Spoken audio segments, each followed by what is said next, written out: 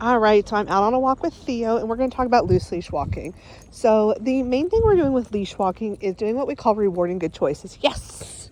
So when he is walking directly next to you, a little in front, but that leash is loose, even a little wide with the loose leash, we're going to mark yes and reward him. That yes tells him he did something right, and that he's getting a treat for that. And then we will reward him at our side.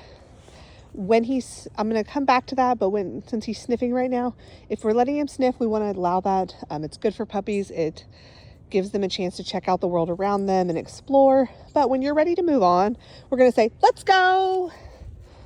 Yes, good boy. And once he starts moving with you, you'll mark yes and reward.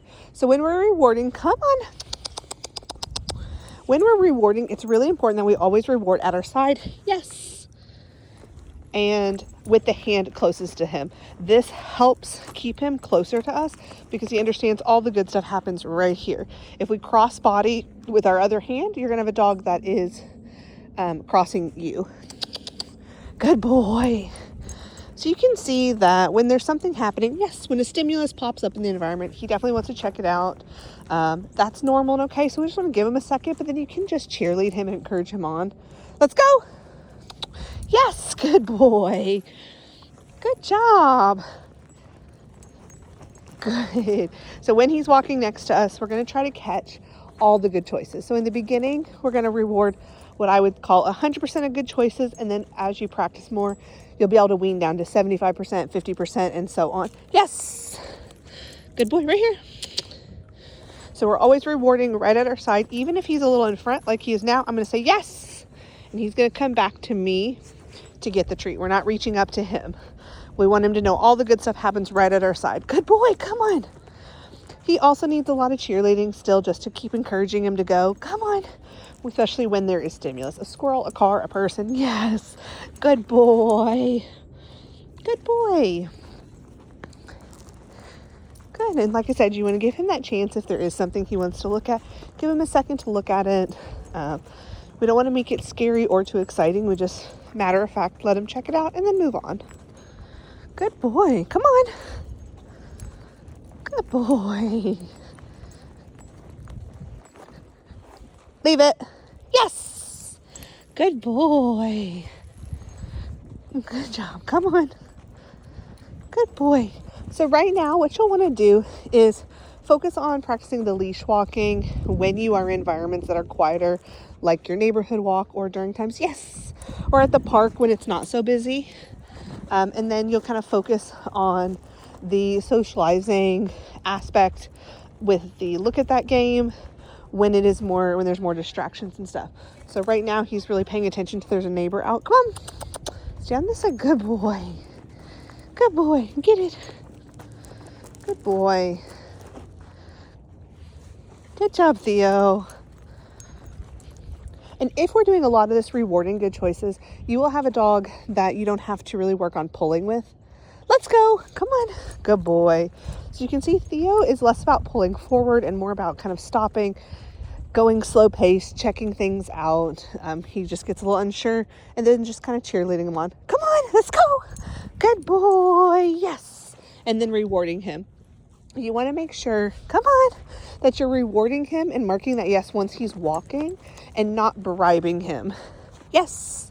So the difference would look like he has stopped and then I show him a treat to encourage him to move versus use my words, let's go, and my encouragement once he's walking, yes, and he gets a treat. Good boy. We're going to wait just a second to let a car pass. Good boy. Yes. Good job. Okay. This way. This way is our other cue that we use, and this just means we're changing directions. So we're turning around or we're going down a different street. Good boy, yes. Now sometimes he does start to pull a little bit when he knows you're headed home, or back to the car if you're somewhere like the park, just because, good boy, because he's a little nervous and he's just kind of, it's a lot for him and he's ready to go back. What you just saw there is he started to kind of do what we call a shake off. And if you see him do that, make sure you praise him for that, and reward him if you have treats ready to go, because that is a way for him to, yes, he is kind of helping himself de-stress by doing that shake off, dogs will literally shake off stress. And so that's something great we want to see him doing, is kind of self-regulating himself so he's not getting so scared or nervous about the things that are happening. Come on. Good boy. Yes. You're a good boy. So you can see, like, when we're kind of headed back the direction, yes, he'll start to pull a little bit more. I'm going to let him walk in front as long as he keeps this leash loose. So things I'm going to watch for here is, can he stay at the end of the leash but keep it loose? That's fine with me. Or does he start to kind of check in with me? If he starts pulling too much, we're going to stop this way, turn ourselves around, good boy, and kind of reset. Yes, good boy. Good job. Oh, you dropped it, bud. There we go. And then what I want to do is when he starts kind of getting forward, yes, I'm going to start marking him before he has a chance to even hit the end of the leash. Yes. Good. And that's going to help avoid him, yes, from pulling. Another good choice I forgot to mention, other than just walking with the loose leash, that I look for is, yes, it's him offering his attention like he just did there. Especially in times where he's more distracted, or like this. He goes to the end of the leash. So he just crisscrossed here. So same thing, we're going to turn around this way. Good boy. Come on. Yes. Good boy. We're going to turn around using that this way. Yes. Get going a little bit, get him walking, and then start rewarding those good choices again. Yes. So when he offers me attention like that, I want to catch those moments. Yes. And then also try to get him before he pulls so that I don't even have to address pulling. Yes. Good job. Good boy. Yes. Because what happens is when you reward those good choices, what you'll start seeing is him offering them more to you, like he was just doing there, instead of pulling so much. This way. This way. Good boy. Nice job. Good boy. Good boy, Theo. Yes. Good boy. So here I want to talk about what it's like taking Theo out and about into the world and on walks.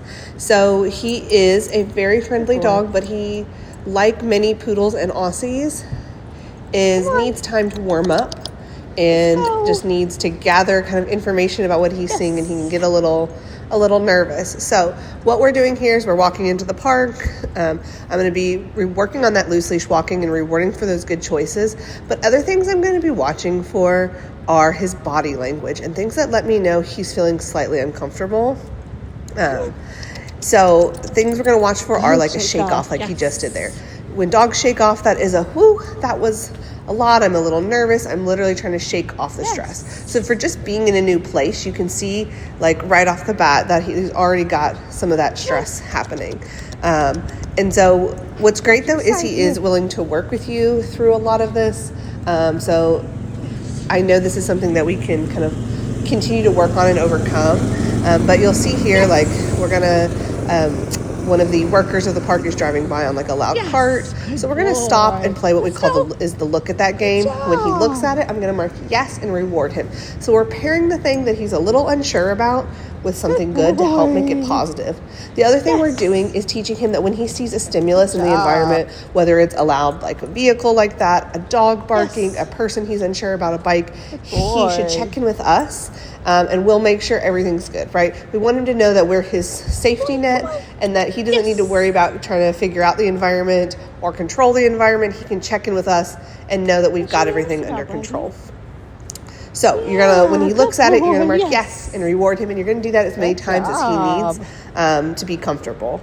And you're going to repeat this over and over again. And then what you'll start to see is him seeing those things and then looking back at you right away. And then you'll reward those. So here, the other thing I'm doing is we're trying to walk closer to the dog park. And so in this situation, we're walking towards the thing that makes him a little unsure, right? The noise and the dogs. There was only like 2 dogs in the dog park, so it was nothing crazy. This was a quiet park day. But you can see even in those quiet park days that he has some uncertainty. So other things to watch in his body language are his ears. When he hears those noises, you'll see his ears kind of twitch a little bit or go back. He pauses. You get that hyper-vigilant look on his face where he starts checking things out. He may want to stop and sniff, and this is really good, of course, for all puppies and dogs, but it is a stress reliever as well for a lot of dogs. So those shake-offs, and then his tail is also really telling of how he's feeling. When you see that tail get stiff and it goes up, and then you also see him kind of scanning the environment, that lets you know that he is very unsure about what's happening right now. So in those moments, we want to give him a lot of encouragement. We want to be playing that look at that game. If there's a specific thing he's unsure about, if you can tell that it's because of the dog or a person or a bike or whatever, you want to make sure you're playing that look at that game. If you're not quite sure what it is, just try to, keep him moving, give him a lot of praise and encouragement and cheerleading. You can also do what you've seen me do in these videos here, which is tossing treats forward, just to help him get, movement and kind of get his body going and moving and help kind of get some of that stress and uncertainty out of his body. So again, here I am playing some of that look at that game. We are near the dog park. Yes. He's seeing dogs. When he looks back, I'm saying yes and rewarding him. Or if he's not looking back, I'm going to reward him just for looking. That's kind of that first step. And then the more you do it, you'll start to see what he did there, which is where he looks and he sees the stimulus and then looks back to me for reassurance. Yes. And I'm going to mark yes. So you can kind of watch him here as he's looking into the dog park. You can see that body language, those quick head turns, that hypervigilance of him looking around, the stiff tail, the ears kind of twitching when he hears the sounds like the dog barking. You can kind of see that in his body language, that stiffness, that he is a little unsure about what's going on. Now, he definitely, again, he is dog friendly and people friendly, but he, like I said, many poodles and Aussies, just needs time to warm up. He's not the golden retriever who immediately likes everybody, so he kind of goes into the situation a little unsure, but then can warm up to new dogs and people as well. But in these environments right now, your best bet is to let him kind of go at his own pace.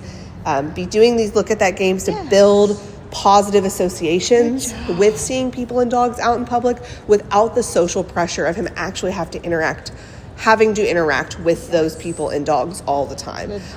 So that's going to be kind of going forward how you're going to want to address this so that you can get kind of a blossoming more social Theo out of all of this. Nice job. Again, some more look at that. I'm having him look at the thing, mark yes and reward. Or if he turns back before I can say yes, I'm going to reward that. Rewarding those shake-offs, because those shake-offs are a great indication, again, of he's trying to release stress and kind of self-regulate. So we want to make sure we're rewarding those things as well. Yes. And lastly, another thing you can do to help boost Theo's confidence and help him kind of just be more confident and less unsure when out and about is doing confidence building activities. And some of this just includes doing some fun stuff like finding playground equipment or stumps and logs out on your walks and encouraging him to interact with them. So interacting with different objects, putting his feet up on them. You can just kind of lure him with a treat, put his feet up on them, touch them, sniff them, checking out, just kind of adventuring and exploring different things and being comfortable exploring new things is a great way to help build his confidence. So you can see here, I'm encouraging him to kind of climb up. This is the playground, and it was empty and there were no kids there. And so I took that opportunity to kind of have us do some fun activities, encourage him up on them, to put his feet up on things, walk up a ramp, and just reward him for that. And again, this just helps build dogs' confidence, especially our dogs that can be a little unsure when out and about.